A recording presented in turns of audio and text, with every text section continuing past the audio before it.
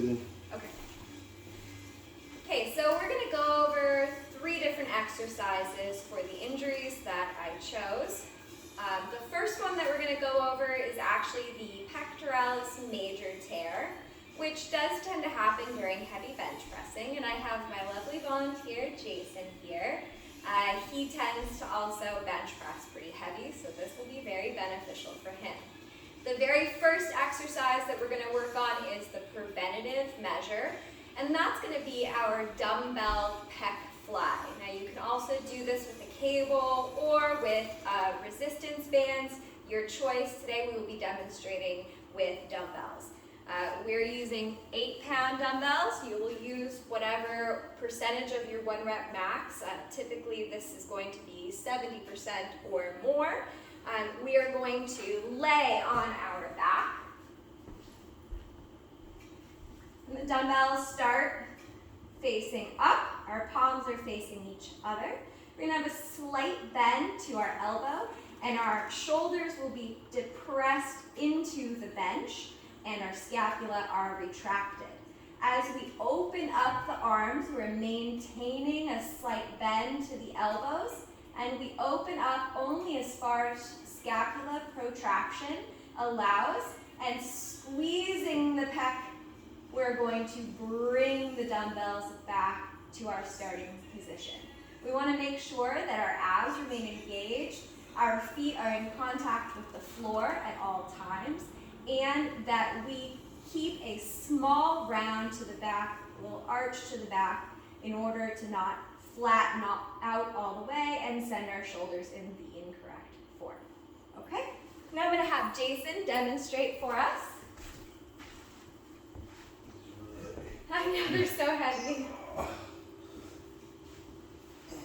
So Jason's going to make sure that his feet are pressed to the ground. He has a small arc of space here in his low back, and he has a slight bend to his elbows. And he's going to turn his palms towards each other, which is not necessarily an easy thing. Now we're going to open up, allowing the pectoralis major to stretch. And then we're going to close the arms into a medial adduction, squeezing the pectoralis major. This also uses the rotator cuff. Please demonstrate for us. One more time, Jason. And squeezing to close. Thank you very much.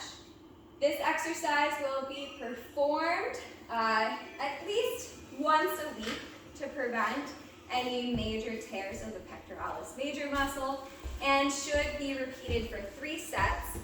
Depending on the 1 rep max percentage that you're using, our reps will be anywhere between 8 and 12.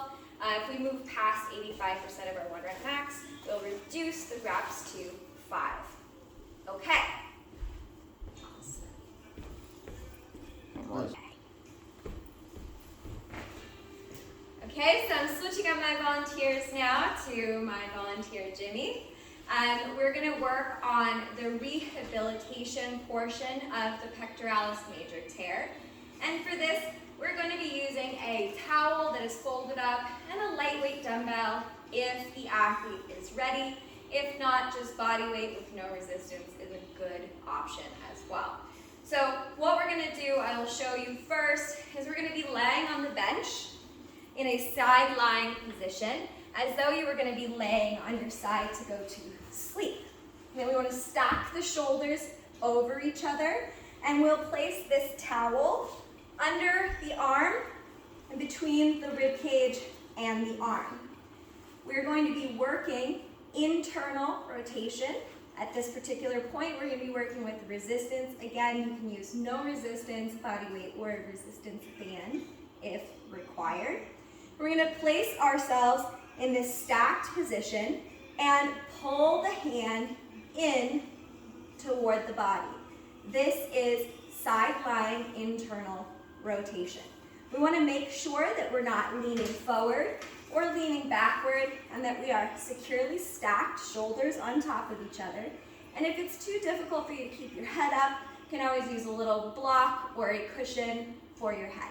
Again, we're going to be placing our open supinated palm with a dumbbell in it up toward the body, and then slowly bringing it back down, concentrating on the eccentric and concentric portions being secure, stable, and well executed. I will now have my demonstration volunteer, Jimmy, attempt to perform this. And lucky for Jimmy, who has just been diagnosed with a subscapularis tear, this rehabilitation exercise will work not only for his pectoralis major, in case he tears that, but for his subscapularis that he's currently dealing with. So, do you feel like you can handle a small, lightweight dumbbell? I do, yes. Okay, well there's your dumbbell. And Jimmy, go ahead and demonstrate for me. Good. Now when we're performing this exercise, if you notice, try and perform it again, the motion of his arm isn't necessarily straight like it should be. This is a big part of the pectoralis major's job. And if a rotator cuff injury is something you're already dealing with, you might see some imbalance in that motion. So when we're doing this, we want to make sure that we are keeping it nice and straight as you come in. That's hard, huh? It is a little more difficult than I thought it would be. A little bit more difficult than you thought. Continue to do this exercise. We want to do 3 sets of about 12 repetitions, 2 sets if you're just beginning. And if you'd like to progress this motion, you can increase the weight by 2.5% to 5% of your 1 rep max every week. And then when you hit 85% of your 1 rep max for this exercise, go ahead and reduce the repetitions to 5 so we can move into hypertrophy. You can repeat this exercise 3 times a week or even 5 times a week depending on the severity of your injury and or what you're trying to rehab. Okay, Jimmy? Mm-hmm. All right, on to the next one, shall we? So now moving on to the rotator cuff tear, in particular the subscapularis. We will be working on the preventative aspect of exercise for this particular tear. And I do have my wonderful volunteer, Jimmy, joining me again. So for the very first one, we are going to work on a kneeling, a high to low chop. Now what's great about this exercise is that not only does it work in that rotator cuff, but it also provides us with stability in the trunk to allow for a greater neuromuscular control while using the rotator cuff.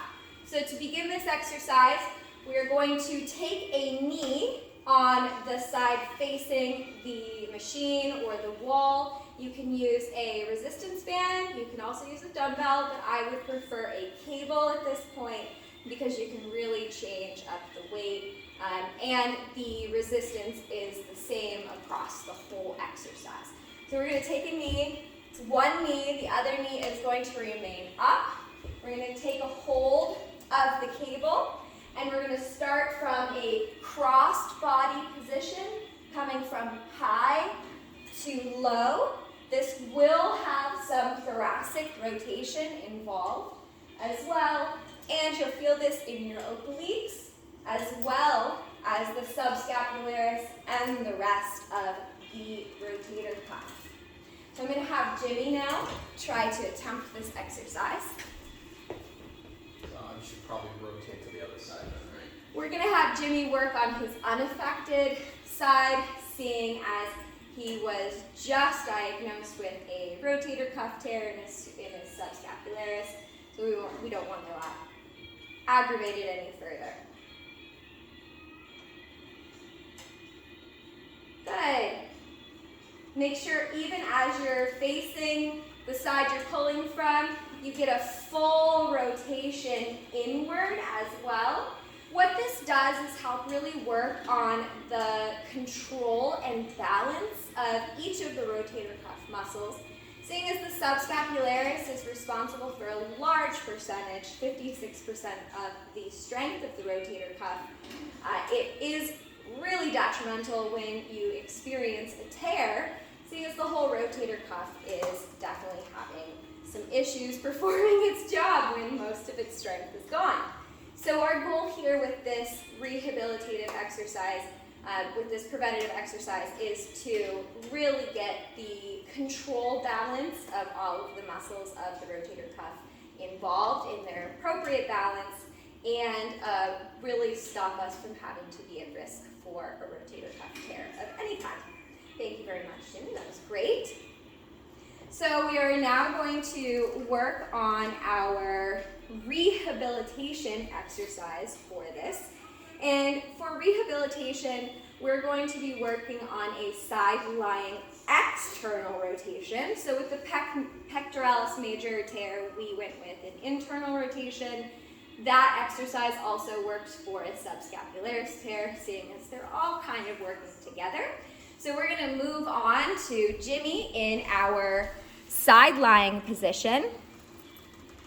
And I will demonstrate first. This is the side-lying external rotation. So just like we did with the internal rotation, we're going to take a side-laying position on the bench.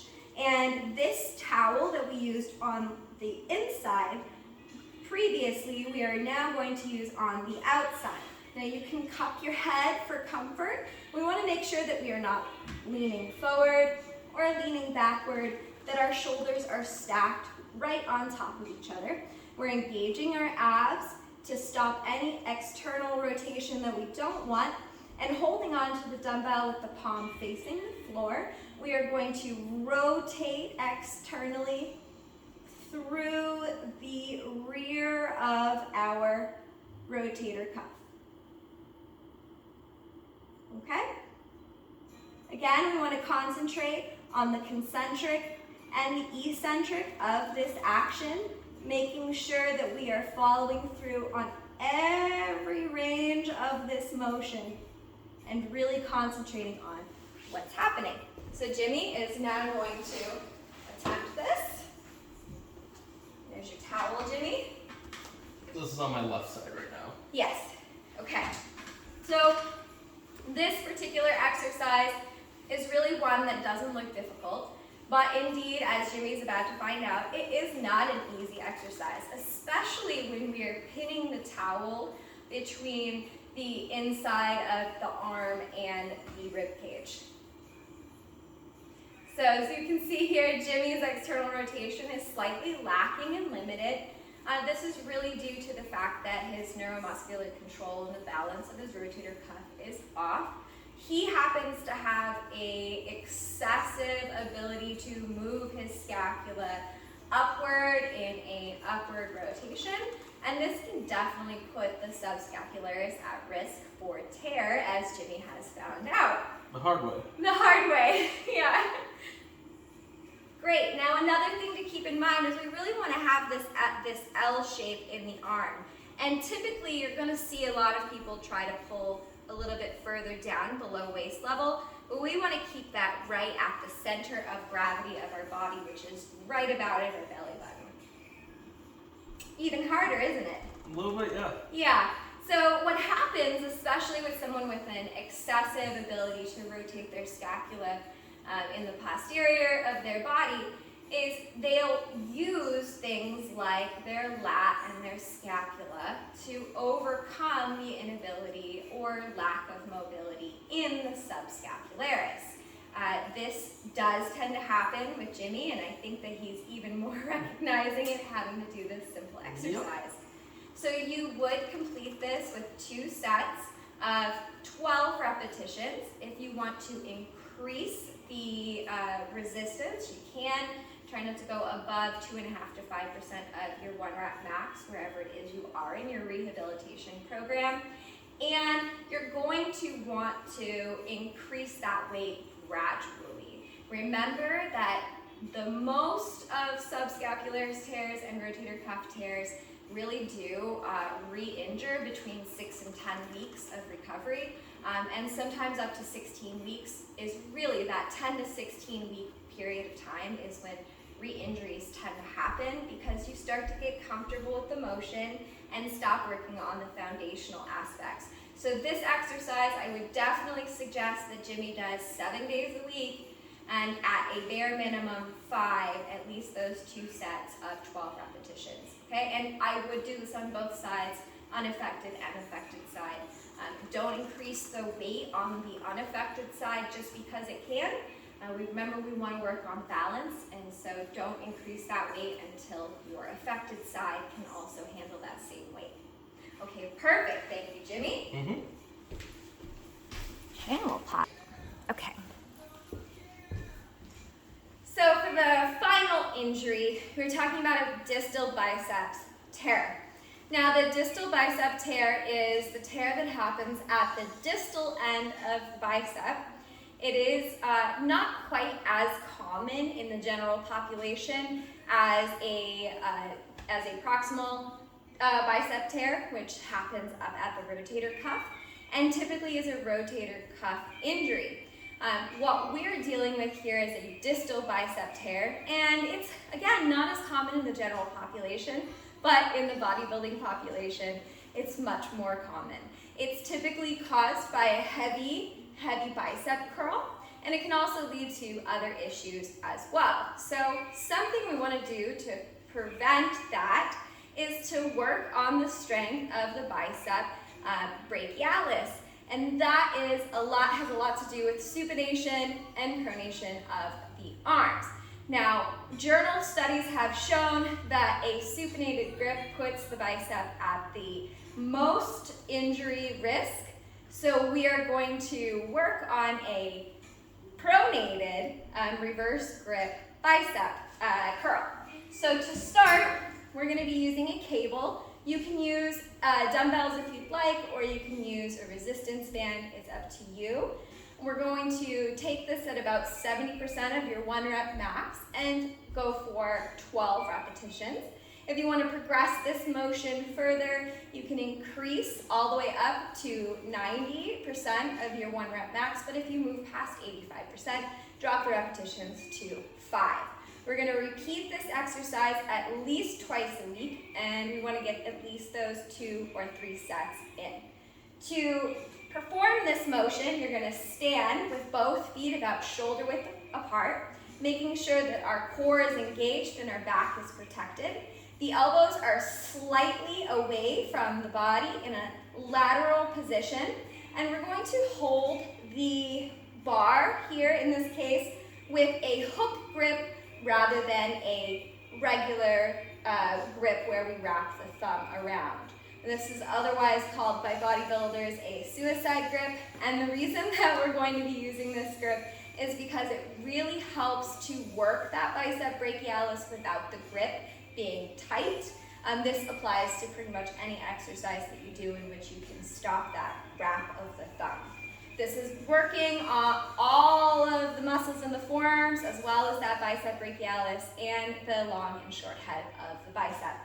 To begin, again, we're going to keep ourselves in the proper positioning with our suicide grip, and we're going to pull up by flexing at the elbows, and then we're going to extend the arms at the elbows again. Making sure to keep everything all how it should be. Our shoulders are staying in the same position, and the only movement really is the flexion and extension of our elbows. One thing to pay attention to is we don't want to create that flexion with the wrists instead. That's going to put tension on the elbows. So again, we want to keep the elbows right in their perfect position, slightly away from the body, and flex and extend at the elbow only. My wonderful volunteer Jimmy is going to come and attempt this exercise. We have it set to a very light weight. So Jimmy is taking his shoulder width stance. It's a little wide. Jimmy, let's bring it in. A little closer. Very good. Okay. And his elbows are going to be slightly away from his body. There is going to be some extension of the shoulders because it's required for the biceps to perform properly. And he's got his nice suicide grip. And we're going to lift by flexing at the elbows and then extending at the elbows. You're going to perform this preventative exercise for 2 to 3 sets of 8 to 12. Starting off at that 70% of the 1 rep max, you can stick with 12 repetitions, but if you move up past 85% of your 1 rep max, we're going to make sure that we drop those repetitions down to 5. Jimmy here showing us very clearly that he is keeping his body, his core tight. He's only flexing and extending at the elbows. And is this an easy or difficult exercise, Jimmy? This is actually relatively easy. So we've got 10 pounds on there. For Jimmy, it's very easy right now. If we moved up closer to his 70% of his 1 rep max, he probably wouldn't be singing the same tune. No, I would not. So to increase that, we would just increase the resistance. And we're going to do that really quickly right here to see if we can make this a little bit more challenging for Jimmy. I'm only going to increase it a little bit. Let's see if we can do one more. We'll do 5 repetitions with a slightly heavier weight. Very good. Those forearms are definitely going to be feeling it afterwards. And the bicep, we're working on this outside portion, that bicep brachialis, and the bicep long and short head. Thank you very much, Jimmy. You're quite welcome. I see he enjoys this exercise.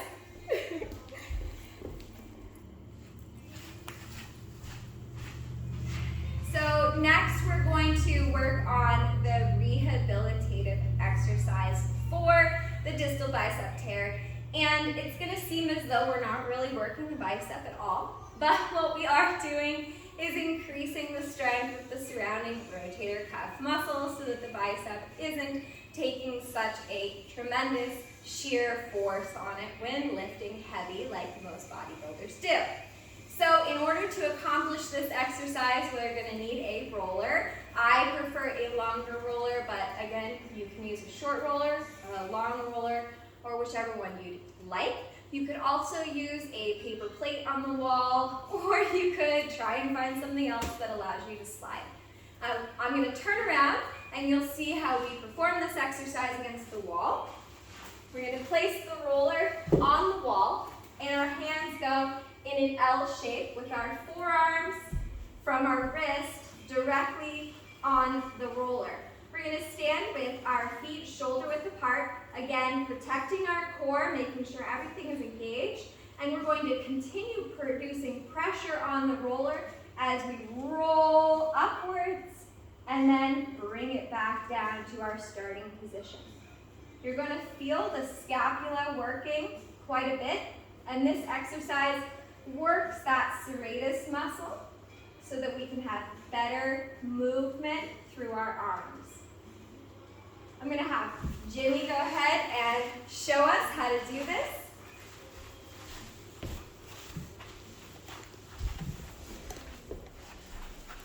So as you see, Jimmy has his arms in an L shape. Go ahead and start with your hands a little bit lower on the roller. Perfect, with the wrists on it.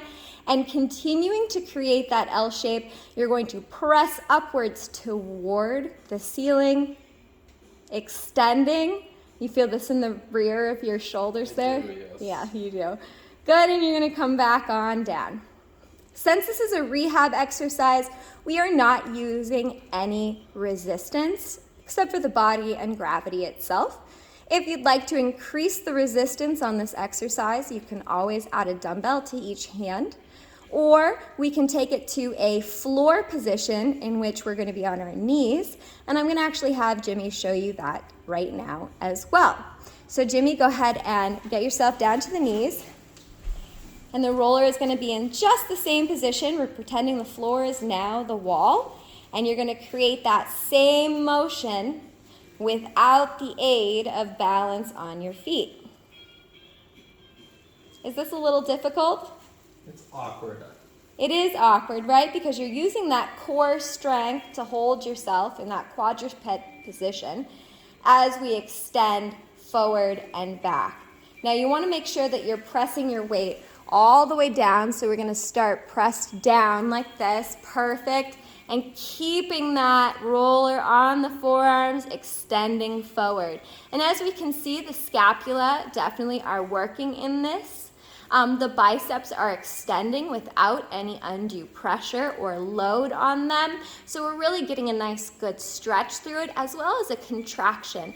And Jimmy can increase this contraction or load strength by really attempting to create a isotonic or isokinetic positioning in his arms, where he presses down even harder through his forearms. As you can see, his hands starting to shake, and you can be in control of how much resistance is applied to the serratus muscle. Thank you very much, Jimmy. You're welcome. So this exercise, as it is a rehab exercise, should be performed. We're going to perform this for 3 sets, 8 repetitions. Again, you can start on the wall, or you can move onto the floor. You can add resistance as needed, or even attach a resistance band while you're holding it so you can create resistance that way. And we're going to repeat that 3 times a week. Okay, so that's it for our rehabilitative and preventative exercises. A round of applause for my wonderful volunteer, Jimmy, and my other volunteer has already left because we're in the middle of a snowstorm. Thank you very much. Okay,